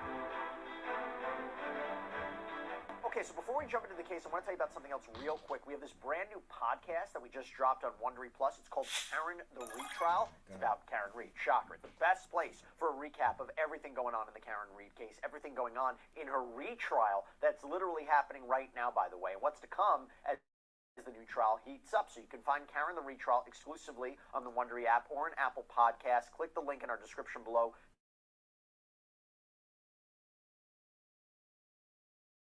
Sean Diddy Combs court hearing recap that just happened today. And remember, this is an interesting moment. Remember, the juror questionnaires have already been submitted to a number of prospective jurors. We believe the official jury selection process is going to begin next week, May 5th. And let's not forget what we're talking about here. This is Sean Combs' criminal case. He faces five sex crimes-related charges: sex trafficking, racketeering conspiracy, transportation to engage in prostitution, that Combs allegedly ran this criminal enterprise, that he engaged in a pattern of years-long abuse against women, forcing them into sexual episodes, bringing in sex workers, all of those allegations. And I will tell you, I said it before, I say it again, I think that this is incredible that this is happening so soon. It is remarkable that we are seeing a federal trial, a case going to trial, within less than a year of when he was arrested. But by all accounts, the defense has wanted this to go forward. They want this trial to move forward. It seems by all accounts they believe they can get an acquittal here. We shall see. But right now, we want to do a recap of what happened in court today as this trial is about to begin. So straight from the courtroom, actually outside of the federal courthouse right now in downtown New York, we have with us once again Law and Crimes reporter Elizabeth Milner. Elizabeth, thank you so much for coming here on Sidebar. Really appreciate it. So I'm going to start right from how we always start our recaps. How did Sean Combs look? How did he appear? And who is there for him on his side? Oh, yeah, Jesse. It seems like the weight is kind of now on Diddy's shoulders as he's set to start trial technically on Monday with jury selection and obviously with the following week being opening statements. But when he walked into the courtroom today, he did what he usually does. He kind of does an eye over the entire gallery, sees who's in there, makes eye contact with a lot of us, which I thought was a little surprising, especially us being members of the press. He kind of looked at each and every one of us. There was an anchor there with Fox 5 who I think he had a previous professional relationship with, kind of looked and waved at her. So, he's seeing familiar faces inside the courtroom. Now, as far as those who were there to support him, that was a little different than it's been in past hearings. So when we first started covering those hearings and when I was first going into those courthouse for these pretrial hearings, his entire family there was in the gallery, probably with the exception of his 2-year-old daughter, whose name is Love. But for the most part, we saw his daughters in there, we saw his sons in there, we saw his mother in there. But this time around, and maybe it was just because this is another pretrial hearing, they're in it for another 2 months when it comes to actual trial, but none of his family was there today. And I think it's really trying to make it sound he lost family support. Yo, them court dates is a bitch. Motherfucker probably couldn't make it. Like, come on now. She could have went without saying that. That man family's behind him 100%, man. I'm sure he is. Not sure if he's actually aware that they weren't going to be coming today, but I think maybe there was a little disappointment there because I think he kind of lights up when he sees his sons in the courtroom, especially when he sees his mother in the courtroom. But this time was a little different. The only person who was really there on Diddy's side today, as outside of his lawyers, was really just one of his associates, I believe it is. And this is a man who we had previously talked about, Jesse. He was the one wearing the free puff sweatshirt inside that courtroom, which he won't be allowed to do once trial actually begins. But he was wearing it again today. And apparently, because TMZ caught him outside of the courthouse, ran up to him, and he was like, they're coming out with a line of this. So look out for that clothing line to begin. But that was really the only person on his side today. And it was pretty surprising, but I'm sure once trial actually begins, once opening statements begins, we will probably see the whole entire family there. But no, it just seems like it kept dwindling and dwindling each and every single hearing. Little inside baseball, by the way. Hey, the fuck he asked what happened at court. Scrambling. Not We're trying to get came to court. Okay, I want to talk. Niggas don't give a fuck who came to court or not. About his appearance, though, right? Last time we spoke, you say he was quite gray. I imagine he looks the same, but there's been a lot of discussion, actually a ruling from the judge regarding what Sean Combs can wear in court. So talk to us about what that ruling was, what he can wear, and how was he dressed? How did he look? Well, going back to your first point about him being gray, that's still there. He still has a lot of gray hair, and, I hate to make this comparison, but he does have kind of similar hair to Brian Steele at this point. It's very light colored. Not sure if he's dyed it beforehand, but you can see, and you can just kind of by his demeanor, that he's kind of visibly aged since he's been behind bars, and that's, apparent. He's been behind bars, a place that he probably never thought he would be for a long time or ever in his entire life, but he's been there for a significant amount of time. But he came in as usual with his khaki jumpsuit, the MDC edition of that. But as far as what he'll be wearing at trial, that'll be completely different. So what the judge ruled about in trial is that Diddy is allowed 5 button-up shirts. He's allowed 5 sweaters, which I thought was interesting because I would think that he'd be allowed to wear suits.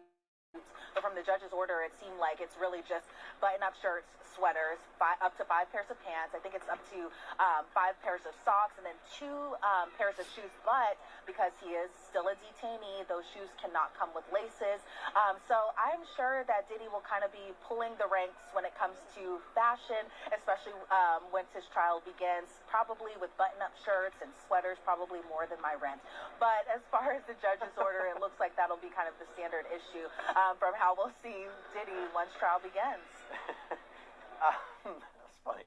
Let me ask you this, Elizabeth. A lot of talk about jury selection. I keep getting asked the question, how on earth can you possibly get a jury in this case? People that don't know Sean Combs, I don't think that's what they're looking for. I think they expect people to know who he is. I think they expect people to know about the news of his arrest and maybe the charges that he faces. The question will become, can you find jurors who are impartial, who can agree and promise that they will only look at the facts and the law presented in that courtroom to make their decision. Easier said than done. What is the status of jury selection? And by that I mean today, this week, was an important week. Talk to us about what we've learned so far about the jury selection process and what we can expect. What happened today in court? What was the discussion about jury selection moving forward? Well, what we can expect is that jury selection is planning to start on schedule on Monday. That's going to be May 5th, beginning. The judge wants the parties to be in at 8 o'clock in the morning. Now, mind you, the federal courthouse doesn't open until 8 o'clock in the morning. Now, as far as jury selection goes, I think the biggest takeaway for me is that both sides expect to have all of this done in the matter of 3 days. Now, given just how high profile this trial is, I was kind of stunned that they seem very confident that they will be able to seat a jury in that amount of time, given just that everyone knows who Sean Diddy Combs is. But again, both sides seem confident that they'll be able to handle it. The judge was a little worried about the process probably taking longer than he intended, and I'll talk about that in just a second. But as far as jury selection goes, the process seems pretty clear-cut. They plan on questioning about 50 jurors a day. So what happens is when we're when we're up in the courtroom, we're normally in like 26A, 26B, so it's all the way at the top of the federal courthouse. And what the judge is proposing is that these jurors will be brought in. Again, it's planning to be about 50 a day. They'll bring them up to 26A, and then that's where the questionnaires will kind of start. Now, as far as 26B, they plan on utilizing both of those courtrooms, which are pretty large courtrooms, so it can easily fit about 50 prospective jurors, but they plan on using 26B to kind of ask about those tougher questions. That's going to be the questions about the medical history, previous abuse, just those really tough questions.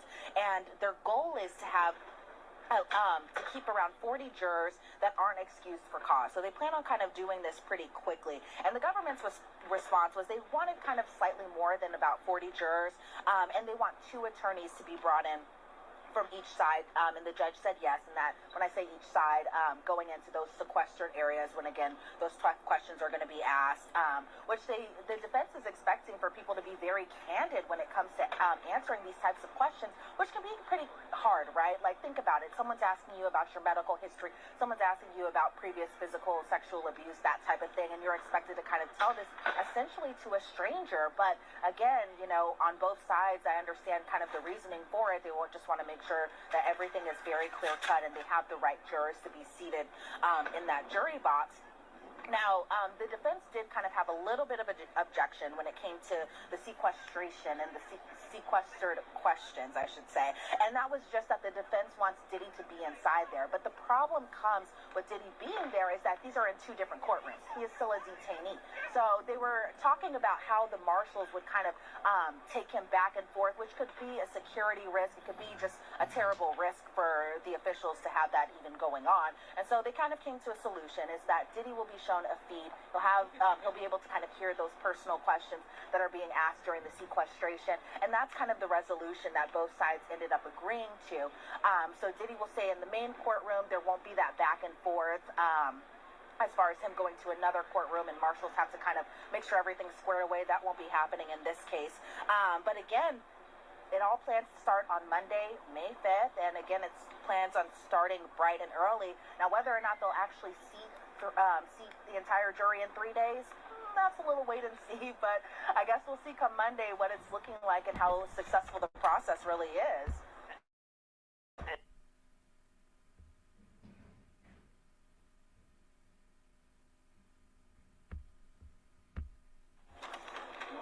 There definitely was, and I know, Jesse, we had been talking about this for a while. We thought it was possibly that expansion going to be Mark Garagos added to the team. There was an exclusive reporting. The rumors were spreading that he would be there, which is funny enough because his daughter is also on the defense team. She works with Mark Agnifilo and has been representing Sean Diddy Combs since the beginning, since his arrest and since his indictment.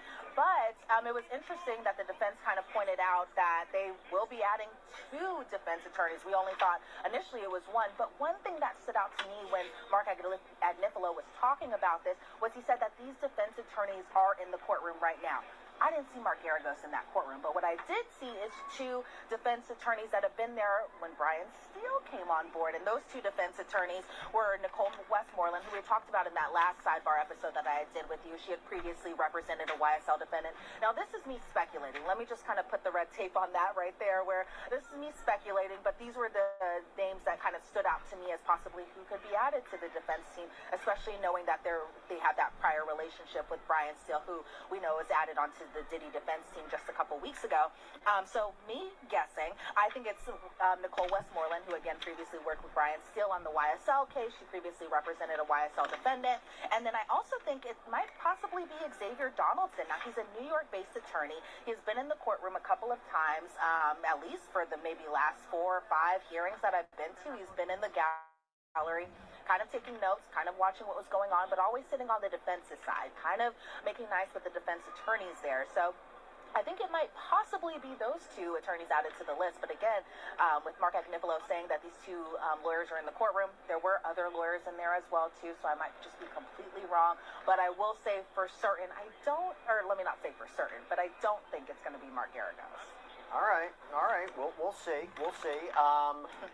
It's interesting when we're talking about this, because you had talked about our previous sidebar about the legal team. A big issue that came up last time. A lot of people talking about it. We covered on sidebar. There's been a lot of news articles about it. Was whether or not Sean Combs had rejected a plea deal from the government. And I understand that there was a further discussion about that today, which, by the way, is really interesting, because I've said it from the beginning. I never saw him wanting to take a deal. The reason that he wanted to go to trial so quickly is because he doesn't want to sit behind bars any longer. It seems to me he believes he can be acquitted, take this to trial. If he made bail, he probably would have pushed this off as far as possible. He probably wouldn't have wanted to go to trial immediately, but because he's sitting behind bars, he's locked up at the MDC, the Metropolitan Detention Center, it seems he wanted to go to trial as soon as possible. So, talk to us, but then on the other side, you have to think about mounting evidence that they might have against him, what he's potentially facing, decades in prison, life in prison. Would he take a plea? What was the discussion today regarding a possible plea offer? The judge didn't go into not really the judge, the government didn't go into too many details about the extent of the plea offer, but one thing that they had said was pretty much that under the plea offer, he would be facing less time than he's facing if he would have gone to trial. So when the allocution portion came, Diddy stood up, the judge kind of read him everything that he had needed to read to him, just about whether or not he was of sound mind, whether or not he had taken drugs or alcohol in the last 24 hours, which Diddy did say no about. But as far as the plea offer that came up in the last hearing, where the government said we did offer him a deal, or an offer, I should say, and that he rejected it, and now it's official, and he said it to the court as well too. He stood up, he said that he consulted with this about his attorneys, and it seems like they're planning, or not even seems like they're rolling the dice by going to trial, because again, and Jesse, we've been talking about this, just how confident the defense appears that, they could get off on these charges. They could be acquitted, or possibly... Diddy got a fucking dream team of lawyers, man. If they can't get him off on this case, then I don't know what the fuck to say. I think the case is bogus, to be honest. I think it's bogus. I think it's all about ex-girlfriends that he was dealing with. Probably want to get some money out of them. He ain't breaking no bread. So they on some bullshit, yo. I think the government is probably coercing a lot of these girls, orchestrating them to go against Diddy. Because it's the type of games government play, yo. They play a dirty game. And they play it with everybody. You know what I mean? So when you got those guys that they don't play dirty with, you got to question them. You feel me? Because from what we saying, all the cases we didn't cover. We didn't cover Casanovas. We didn't cover... we didn't cover 6ix9ine. I wasn't blogging at that time. We didn't cover old blocks. We didn't cover Diddy's. And they didn't play dirty in every single motherfucking case. That's what they do. That's what the feds do. Yo, but it's cold down this motherfucker, yo. I don't know what the fuck is be going on down this bitch. But should I appreciate everybody that tapped in? Make sure y'all subscribe to the channel. Make sure y'all check out that video I just dropped too, yo. And the video is copyright, so I couldn't play the clip of the actual shooting Cause they copyrighted the bitch. So I put the clip of the shooting in the comments. You know what I mean? So in the video when I try to play the clip of the shooting, the video is you just hear it. You can't see nothing. You know what I mean? Other than a picture. But that's because they copyrighted it. I thought it was something wrong with my app the whole time. It's because they copyrighted the video. But shit, I appreciate everybody that tapped in. Yo, we gonna be live tomorrow evening time, sometime maybe around 1 or 2 o'clock. Try to get an upload in. Then we going live at 11 tomorrow as well. Make sure y'all subscribe to the channel. So never there, keep it G.